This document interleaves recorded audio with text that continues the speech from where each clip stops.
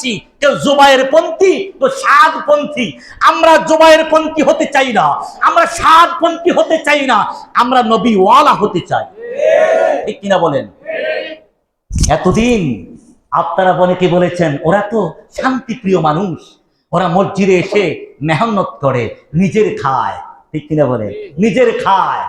এতদিন আমরা বিরোধিতা করেছি, এদের ভিতরে গোমরাই আছে।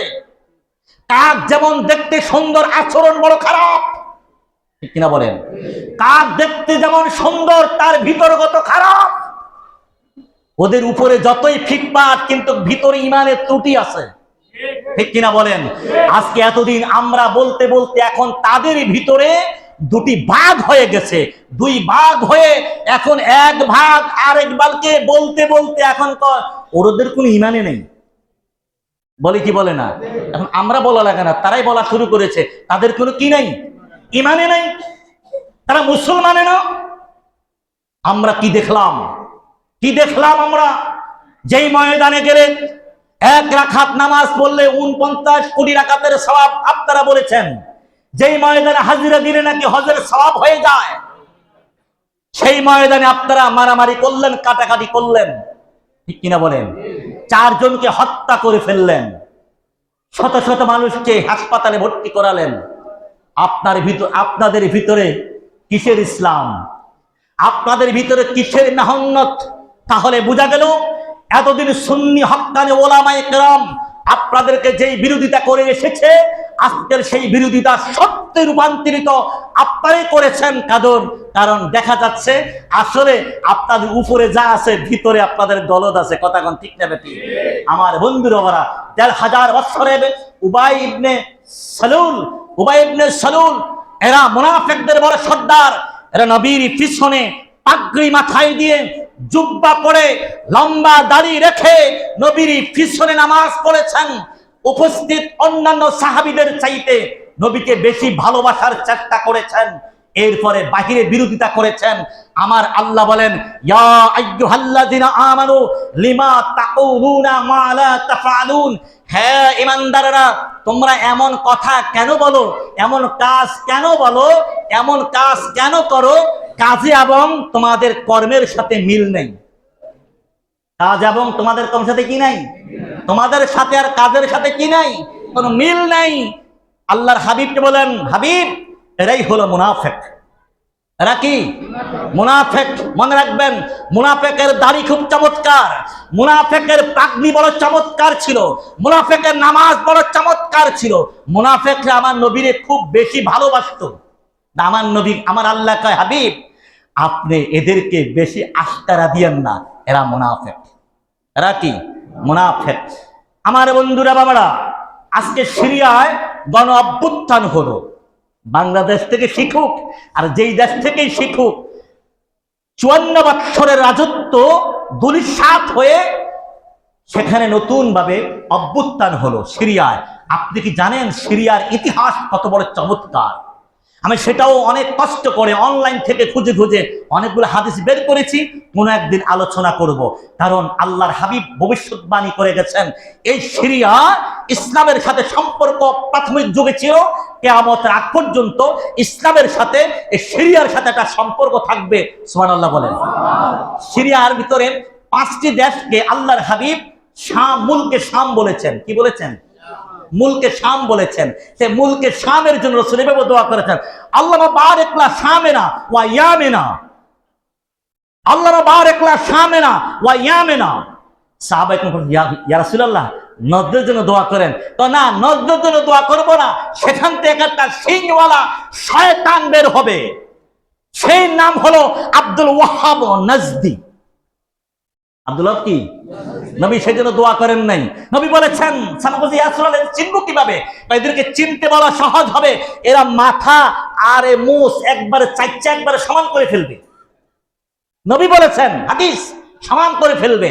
মনে রাখবেন, রাসূলের চুল মোবারক 3 রকম রাখা সুন্নত। আপনি ছোট করে রাখবেন, কানের লতি পর্যন্ত রাখবেন, গাল পর্যন্ত রাখবেন, মাথায় একবারে ব্লেড দিয়ে চেঁচে ফেলবেন। এটা আব্দুল্লাহ নাজদির সবচাইতে বড় আলামত। বুঝতে পেরেছেন? সবচেয়ে বড় আলামত। সময় কম আমার বন্ধুরা বলেন, সামাইতু রাবিআত ইবনে কাবিন আল আসলামিয়্যাহ রাদিয়াল্লাহু আনহু ইয়াকুলু কুনতা আবিতু মা'আর রাসূলুল্লাহ সাল্লাল্লাহু আলাইহি ওয়াসাল্লাম। খুব খেয়াল করে শুনেন, এই আসলামিয়্যাহ এই নবীর সাহাবী মাঝে মধ্যে নবীর সাথে রাত্রি যাপন করতেন। সুবহানাল্লাহ কি জানেন না? নবীর সাথে রাত্রি ঘুমের মধ্যে একই রুমে শেয়ার করতেন। কত ভাগ্যবান নবীর সাথে রাত্রি যাপন করেছেন। কেন রাত্রি যাপন করতেন? আতিতু বিওয়াদুহি, ওযুর পানি দিতেন, ওয়া বিহাজাতিহি, এবং অন্যান্য হাজাত অন্যান্য প্রয়োজনীয় কাজ সারতেন, অর্থাৎ খাদেম, অর্থাৎ কি খাদিমের কাজ করতেন। অন্যান্য হাজাতিহি, সমস্ত হাজাত খাদেমের কাজ করতেন। খেয়াল করেন, ফাকালা সালনি, আমার নবী বললেন, ও আসলামিয়্যা, ও সাহাবী, আমার কাছে কিছু চাও। সুবহানাল্লাহ কইবেন না? কথাটা মনে দিনে হয় না, রাত্রে হয়েছে, ঠিক কিনা বলেন? যেহেতু এখানে রাত্রি জাগরণের কথা বলা হয়েছে, নবীর সাথে রাত্রিবেলায় নবীর জাগরণ করতেন আর বলতেন, ও সাহাবী আসলামিয়্যা, কাবিল আসলাম, তুমি আমার কাছে কিছু চাও। নবীর কাছে চাওয়া যাইব? কথা বলেন। এই যে নবী বলেছেন, ফাকালা সালনি, আমার কাছে কিছু সাইল করো, আমার কাছে কিছু চাও। ফাকুলতু, এবার চাইলেন, কি চাইলেন দেখেন, ফাকুলতু মুরাফাকাতানা ফিল জান্নাহ, ফাকুলতু মুরাফাকাতানা ফিল জান্নাহ, ইয়া রাসূলুল্লাহ, ইয়া হাবিবাল্লাহ, আমি শুধু জান্নাত চাই না, আমি শুধু জান্নাতি চাই না, জান্নাতে আপনার সঙ্গী হতে চাই। আমরা নবীর কাছে চাইব, কথা কোন ঠিক না বেঠিক?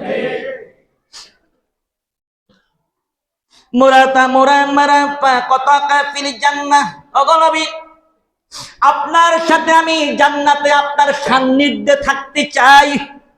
নবী বলতেছেন পাকুলতু, আবার না কলা, আবার নবী বলতেছেন কলা আও গায়রা যালিক, আরো কিছু চাও।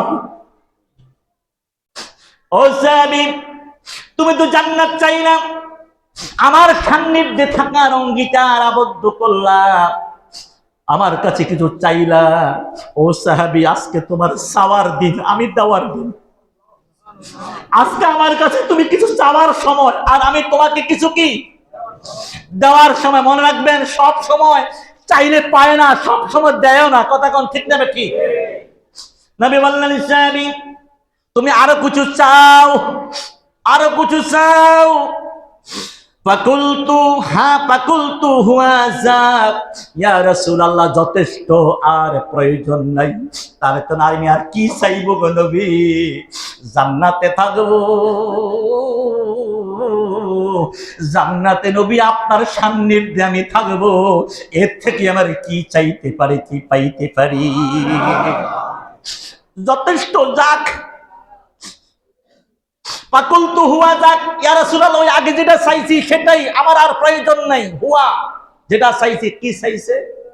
জান্নাত। বলে কি চেয়েছে? জান্নাত চেয়েছে, আমার আর কিচ্ছুর প্রয়োজন নাই ইয়া রাসূলুল্লাহ, আমি জান্নাত পেয়ে গেছি। আমার নবী পৃথিবীর জমিনে থেকে 10 জন সাহাবীকে বলেছেন, আবু বকর তুমি জান্নাতি, ওমর তুমি জান্নাতি, আলী তুমি জান্নাতি, হাসান তুমি জান্নাতি, হুসাইন তুমি জান্নাতি, আলী আকাস তুমি জান্নাতি, ওসমান তুমি জান্নাতি, আব্দুল ইবনে আউফ তুমি জান্নাতি। সুবহানাল্লাহ বলেন। আমার নবী বলেছেন তুমি জান্নাতি, অবশ্যই সে জান্নাতি। কথা বলেন ঠিক না ঠিক?